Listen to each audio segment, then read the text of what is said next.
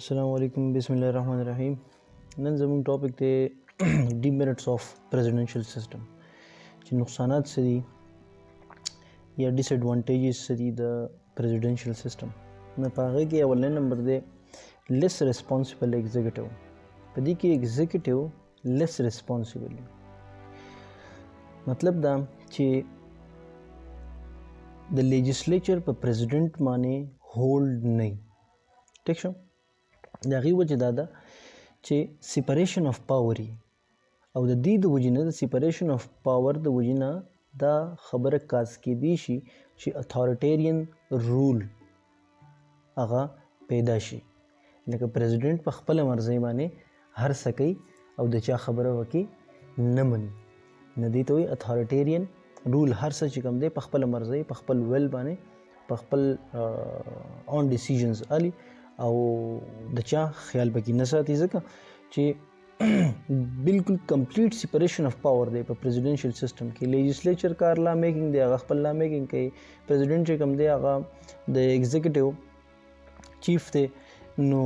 چیف ایگزیکټیو دی نو د هغه خپل کار دی امپلیمنټیشن اف لاز د شن جوډیشري د هغې خپل دغه دی نو سیپریشن اف پاور دی نو د دې د وجې نه اتھارټیرین رول راتلی شي ځکه چې د ګورنمنټ هیډ پریزیډنټ دی نو څومره چې هم میټرز دي نو په هغې کې پریزیډنټ خپل ویل ایکسرسایز کولی شي وداوټ اني ریسپانسبلټي چې یاره ځکه چې دی چاته ریسپانسبل نه دی نو پریزیډنټ په دې کې صحیح لیس ریسپانسبلی بل زموږ سره دی ډیډ لاکس بټوین ایگزیکټیو اینڈ لیجسلیچر د لیجسلیچر او د ایگزیکټیو په منځ کې په پریزیډنشل سیستم کې ډیډ لاکس راتلی شي ډیډ لاکس دې ته وایي چې مطلب یو خبره ونښلي ټسلز کانفلکټس ټیک شو په یو پالیسي باندې یا په لا میکینګ باندې اوس هغه څنګه سیپریشن اف پاور ټیک شو د ایگزیکټیو د لیجسلیچر په منځ کې ټسلز کریټ کېدی شي سپیشلی که چېرته په لیجسلیچر کې د پریزیډنټس پولیټیکل پارټي د پریزیډنټ چې کومه پولیټیکل پارټي ده د هغې ممبر په لیجسلیچر کې د هغو میجورټي نه وي ټیک شو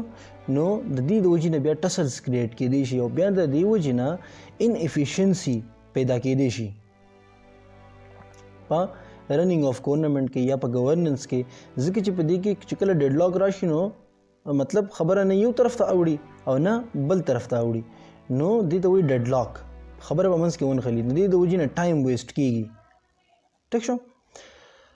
نو دا زموږ سره ډیډ لاک اوس دا څنګه ډیډ لاک راځي لکه اوس که چېرته په لیجسلیچر کې د پریزیډنټ میجورټي یي ټیک شو میجورټي یي نو بیا خو هیڅ مسله نشته که لیجسلیچر ځکه چې د هغه پولیټیکل پارټي مشر پریزیډنټ دی نو لیجسلیچر چې کوم لا جوړوي نو هغه به د پریزیډنټ په ویل باندې جوړوي ځکه چې د دوی پارټي یوه ده ټیک ده نو د دې د وجې نه په دې کې بیا ډیډ لاک نشي راتلی خو که چېرته په لیجسلیچر کې د پریزیډنټ پولیټیکل پارټي میجورټي نه وي نو د هغې د وجې نه بیا ډیډ لاکس پیدا کېدی شي لکه اوس لیجسلیچر یوه لا جوړه کړه ټیک شو نو هغه په لاسټ کې خو د پریزیډنټ اسنټ لځي که نه چې پریزیډنټ به په دې باندې ساین کوي نو هله به دا لا کېږي ټیک شو نو چې اوس پې پریزیډنټ ساین نه کوي نو خو ډیډ لاک راغی که نه نو دې ته وایي ډیډ لاک نو د دې د وجې نه ډېر لاز یا ډېر مطلب څیزونه هغه پاتې کېږي نو دا یو ډیمریټ دی د پریزیډنشل سیستم بل زموږ سره دی سپویل سیستم اوس د سپویل سیستم څه مطلب دی په پریزیډنشل سیستم کې مور پاورز دي د چا سره د پریزیډنټ سره پریزیډنټ ناٹ ریسپانسبلی مطلب چاته ریسپانسبل نه خپل یو جدا سپیر آف پاور او هغه ایکسرسایز کوي بل د فری ویلی د پریزیډنټ سره پریزیډنټ خپل پاورز یا هغه سره دا رایټ چې هغه پاور چې دی هغه استعمال کړي خپل ویل باندې نو فری ویلی ورته نو د دې د وجې نه پریزیډنټ چوز کولی شي ایگزیکټیوز په خپل مرضۍ باندې ټیک شو څنګه چې موږ ویلو نو د دې د وجې نه دس ګیوز رایز ټو سپویل سیستم د دې د وجې نه هغه سیستم ټول څه شي هغه سپویل شي ځکه چې پریزیډنټ په کابینټ کې خپل مطلب په کابینټ کې هغه ممبرز علي چې دا خپل خپلوانی بزنسمین زی دا مطلب فرند زی ټیک شو نو که په دې بیس باندې والی او دې په مطلب کیپیبلیټي باندې یا په نالج باندې یا په انټيليجنسي باندې په دې باندې کسان وانلی او مطلب دا غستو بنیادی دی چې مطلب دای مرګره دی یا د خپل یا د بزنسمن دی نو د دې د وجې نه بیا هغه یو خو کیپیبلیټي دی ختم شي بل د انټيليجنسي دی ختم شي او بل دا چې